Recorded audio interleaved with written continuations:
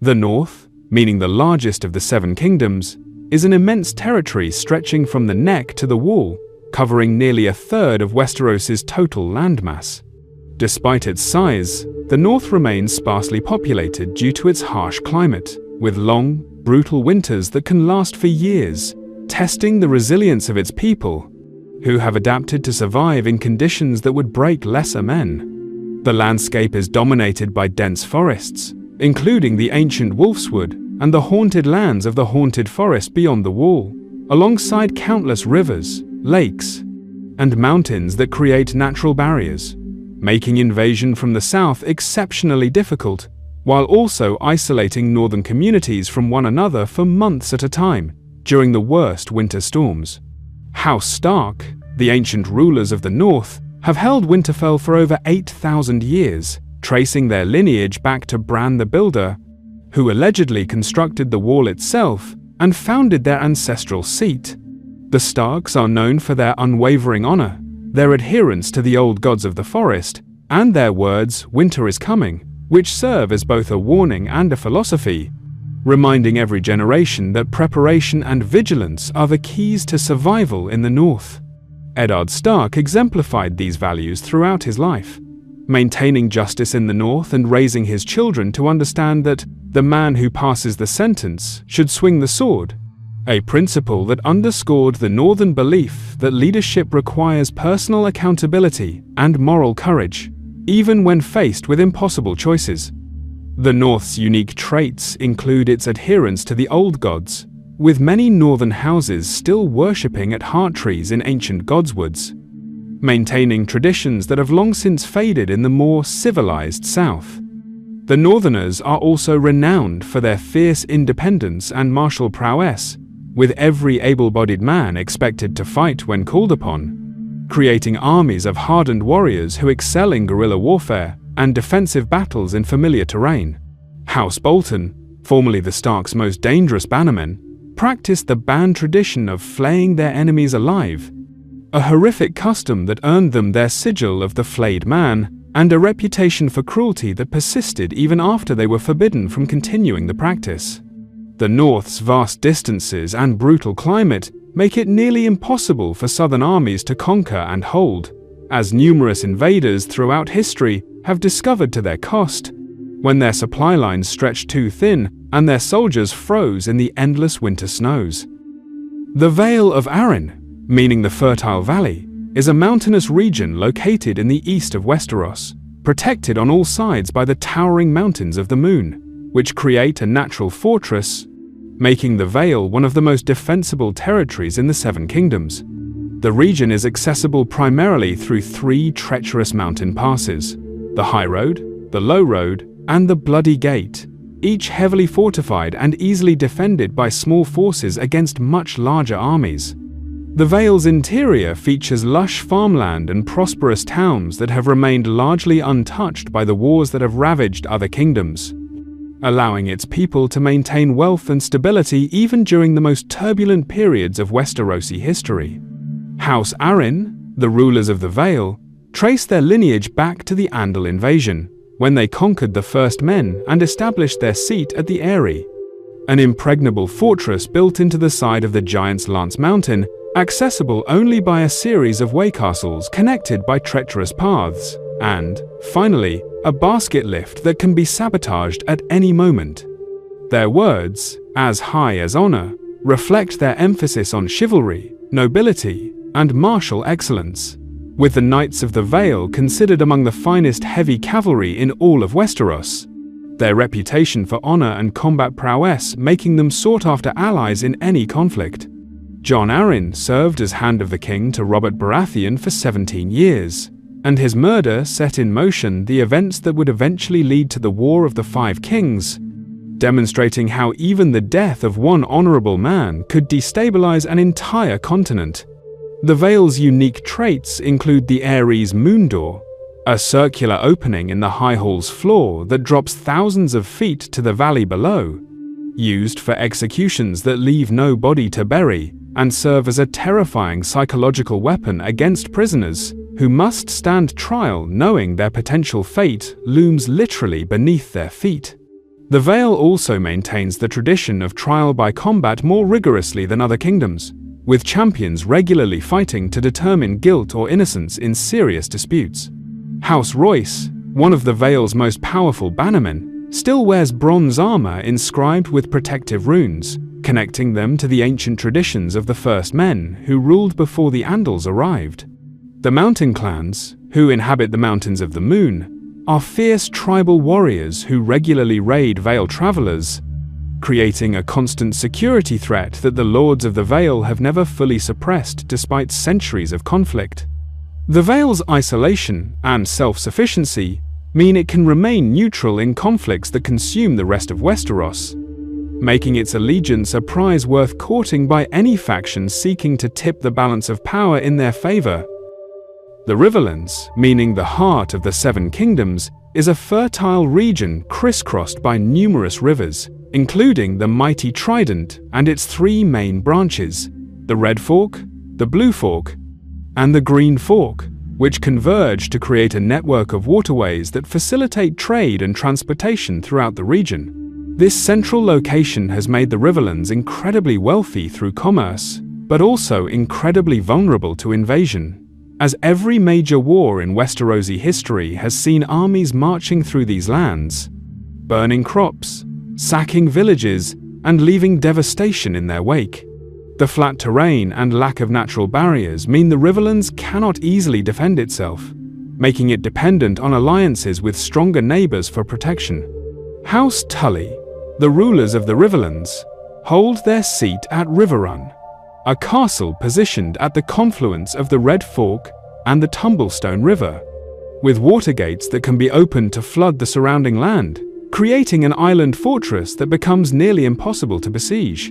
Their words, family, duty, honor, encapsulate the Tully philosophy of placing familial obligations above personal desires and maintaining loyalty to one's sworn oaths, even when circumstances make those commitments difficult or dangerous to uphold.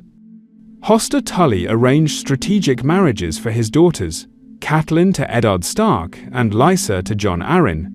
binding the Riverlands to both the North and the Vale in a network of alliances that would prove crucial during Robert's Rebellion, when these three kingdoms united against the Targaryen dynasty. The Riverlands' unique traits include their tradition of guest right, which holds that anyone who eats bread and salt under a host's roof is protected from harm, a sacred custom that makes the Red Wedding's betrayal of the Starks and their bannermen one of the most heinous violations in Westerosi history, sending shockwaves throughout the realm and forever staining House Frey's reputation. The region is also home to the Brotherhood Without Banners, an outlaw group that formed during the War of the Five Kings to protect the small folk from the ravaging armies, demonstrating how prolonged conflict creates power vacuums that non-traditional forces can exploit. House Blackwood and House Bracken have maintained a bitter rivalry for thousands of years, fighting over the same contested lands in an endless cycle of raids and counter-raids that exemplifies how ancient grievances can perpetuate violence across generations, regardless of who sits the Iron Throne. The Riverlands' central position means its lords must constantly navigate complex political situations, choosing sides carefully, because backing the wrong faction can result in total destruction, as House Tully discovered when they were stripped of Riverrun and their titles after supporting Robb Stark's rebellion. The Westerlands, meaning the Golden Kingdom, is a region of hills and mountains located in the west of Westeros, most famous for its incredibly rich gold and silver mines that have made it the wealthiest region in the Seven Kingdoms. These mines provide the financial resources that allow its ruling house to maintain the largest armies, hire the best soldiers, and exercise disproportionate influence over the Iron Throne through strategic loans and economic manipulation. The region's capital, Lannisport, is one of the largest and most prosperous cities in Westeros, serving as a major port that facilitates trade with the rest of the realm. Casterly Rock, the ancestral seat of House Lannister, is carved into a massive stone promontory overlooking the Sunset Sea, creating a fortress that has never fallen to enemy assault in its entire history. House Lannister, descended from Lan the Clever, who allegedly swindled Casterly Rock from its previous owners through trickery rather than conquest, has ruled the Westerlands for thousands of years, accumulating wealth and power that eventually allowed them to become the most influential house in the Seven Kingdoms. Their words, "Hear me roar," accompanied by their unofficial motto, "A Lannister always pays his debts," emphasize their pride, financial reliability, and reputation for ruthlessly settling scores against anyone foolish enough to cross them. Tywin Lannister transformed his house from respected nobles into the dominant political force in Westeros through a combination of military prowess, economic acumen, and an absolute willingness to use any means necessary to advance Lannister interests, including orchestrating the Red Wedding and sacking King's Landing during Robert's Rebellion, proving that victory belongs to those who have the stomach to do what others will not. The Westerlands' unique traits include the gold mines of Casterly Rock, which have produced seemingly endless wealth for generations, making the Lannisters the Crown's primary creditors and giving them enormous leverage over royal policy, since kings who cannot pay their debts must grant political favors instead. The region also maintains the strongest military tradition among the southern kingdoms, with well-trained professional soldiers rather than feudal levies, creating armies that are more disciplined and effective than the hastily assembled forces their enemies typically field. House Clegane, sworn to the Lannisters, exemplifies both the opportunities and horrors of Westerland's service, as Gregor Clegane, known as the Mountain, became one of the most feared warriors in Westeros, while also being a sadistic monster whose atrocities reflected the moral compromises required to maintain Lannister dominance. The Westerlands' combination of wealth, military power, and strategic ruthlessness has allowed House Lannister to place 3 different kings on the Iron Throne, demonstrating how economic resources can be converted into political control when wielded by ambitious leaders willing to play the Game of Thrones without mercy or hesitation. The Reach, meaning the breadbasket of Westeros, is the most fertile and heavily populated region in the Seven Kingdoms, stretching from the Dornish Marches to the Sunset Sea. With vast fields of grain and orchards that produce the majority of the realm's food supply, it is economically vital to the survival of every other kingdom. The region's prosperity has allowed it to maintain the largest armies in Westeros, with some estimates suggesting the Reach could field over 100,000 soldiers if every bannerman answered the call, though loyalty and coordination have historically been problems preventing the Reach from exercising its full military potential. The capital city, Old Town, is the oldest and second largest city in Westeros, home to the Citadel where maesters are trained, and the Starry Sept, which served as the center of the Faith of the Seven before the Great Sept of Baelor was constructed in King's Landing. House Tyrell, the current rulers of the Reach, are actually former stewards who were elevated to lordship after House Gardner, the ancient kings of the Reach, were exterminated during Aegon's conquest, when King Mern IX and his entire line died in the Field of Fire, burned alive by dragonflame. Their words, "growing strong," reflect both their agricultural wealth and their political strategy of accumulating power through careful alliances and marriages, rather than direct military confrontation. Olenna Tyrell, known as the Queen of Thorns, exemplified this approach by maneuvering her grandchildren into positions of power through Margaery's marriages, first to Renly Baratheon, then to Joffrey, and finally to Tommen, demonstrating how a skilled political operator could advance her house's interests without ever commanding an army or fighting a battle. The Reach's unique traits include its chivalric traditions, with Knights of the Reach considering themselves the finest flowers of southern chivalry, hosting elaborate tournaments and maintaining codes of honor that often prioritize appearance over substance. House Hightower, one of the oldest and most powerful houses in Westeros, controls Old Town and the Citadel, giving them enormous influence over the realm's intellectual and religious institutions. The High Tower itself is the tallest structure in Westeros, serving as both a lighthouse and fortress that has stood for thousands of years. House Tarly, among the Reach's most formidable military houses, produced Randil Tali, considered one of the finest battlefield commanders in the Seven Kingdoms, who wielded Heartsbane, a Valyrian steel greatsword that has been in his family for generations. The Reach's wealth and population make it a tempting target for conquest, but also mean that any army that holds the Reach can feed itself indefinitely while starving out rivals, creating a strategic advantage that makes controlling this region essential for anyone seeking to rule the Seven Kingdoms effectively. The Stormlands, meaning the Thunder Kingdom, is a region of rocky hills and dense forests, located in the southeast of Westeros, regularly battered by massive storms rolling in from Shipbreaker Bay, which have destroyed countless fleets over the centuries and given the region its name. The terrain is less fertile than the Reach or the Riverlands, making the Stormlands less wealthy and populous, but the harsh conditions have created a culture of fierce warriors who pride themselves on martial prowess and personal courage. Storm's End, the seat of House Baratheon, is considered one of the strongest castles in Westeros, built with magic woven into its very stones, according to legend, making its walls impervious to both conventional siege weapons and sorcerous attacks, as demonstrated when it resisted Melisandre's shadow assassin longer than any normal fortress could have. House Baratheon, founded by Orys Baratheon, Aegon the Conqueror's rumored bastard brother, who defeated and married the daughter of the last Storm King, taking his sigil, words, and lands as prizes, has ruled the Stormlands for 3 centuries.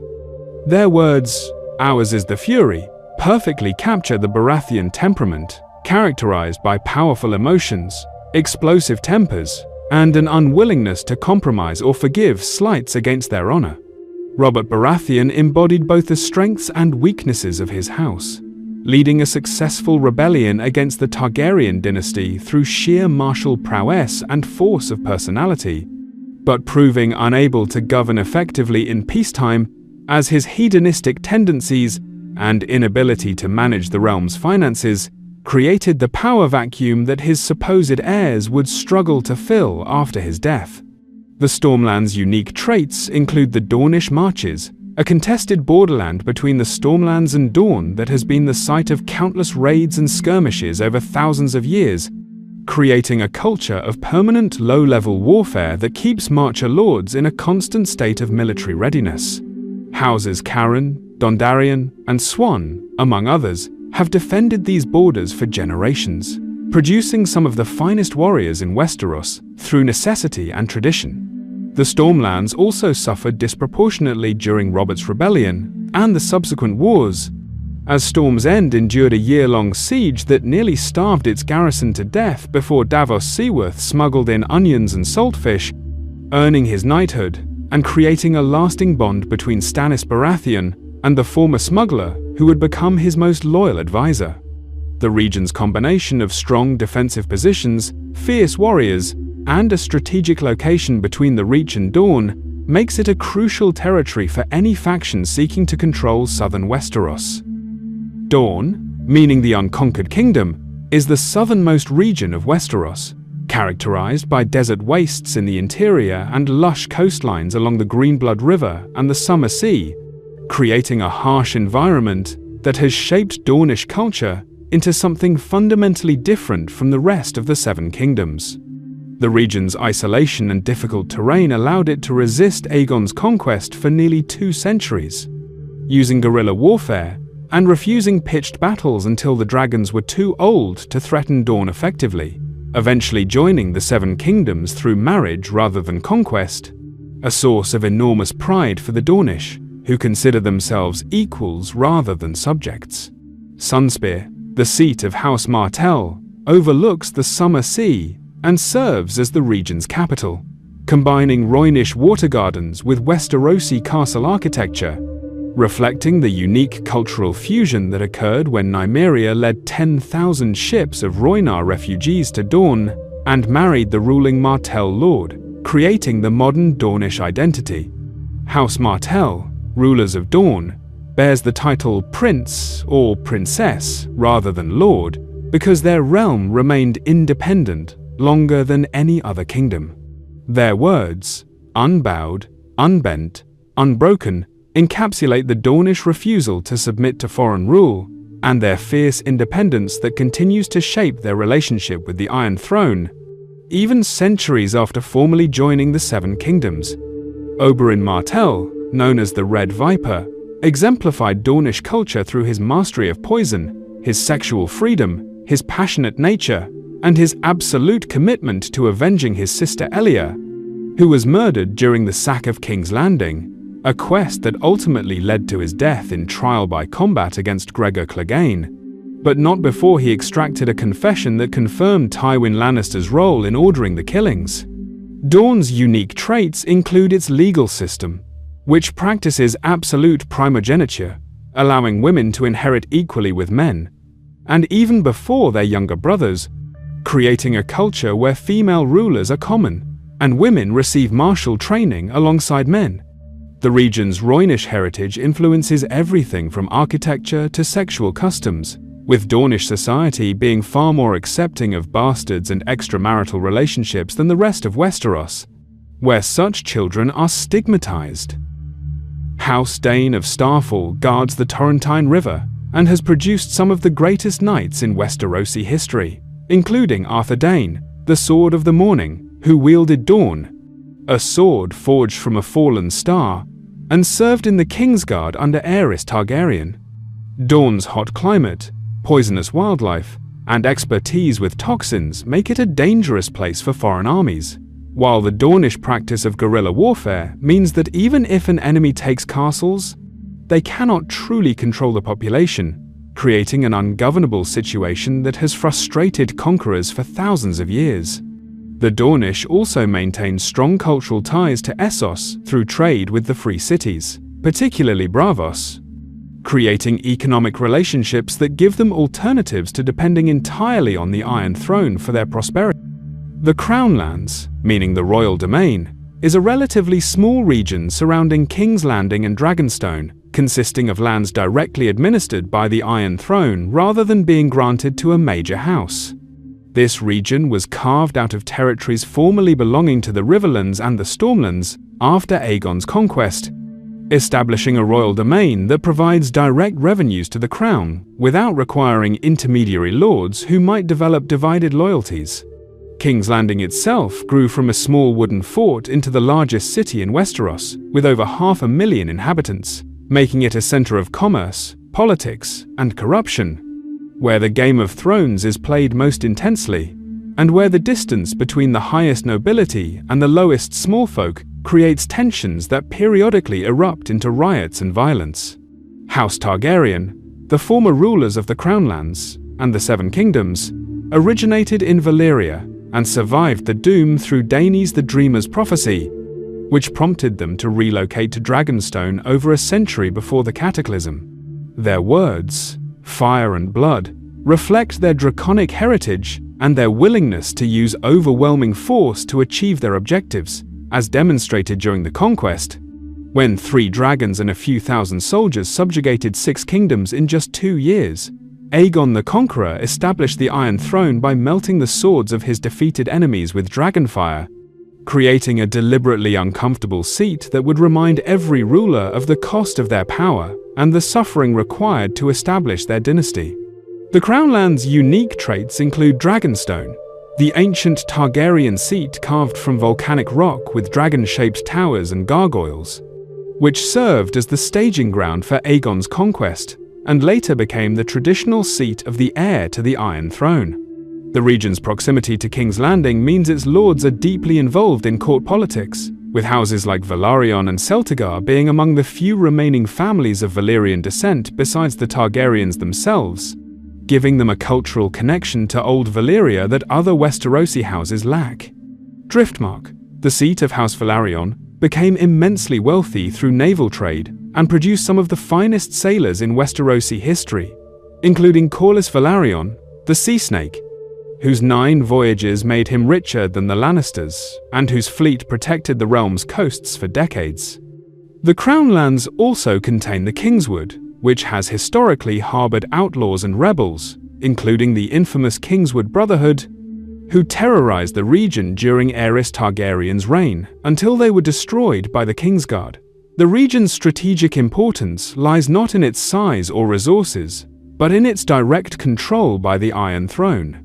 making it the foundation of royal power and the prize that every pretender to the throne must capture to legitimize their claim. And with that, we've covered every single kingdom of the Seven Kingdoms. From the frozen north to sun-scorched dawn, each region brings its own geography, ruling house, and unique traditions that shape the political and military landscape of Westeros. The intricate web of alliances, marriages, and ancient feuds between these kingdoms creates the complex tapestry of conflicts that drives the story forward, demonstrating how geography, culture, and history combine to determine the fate of nations and the people who inhabit them.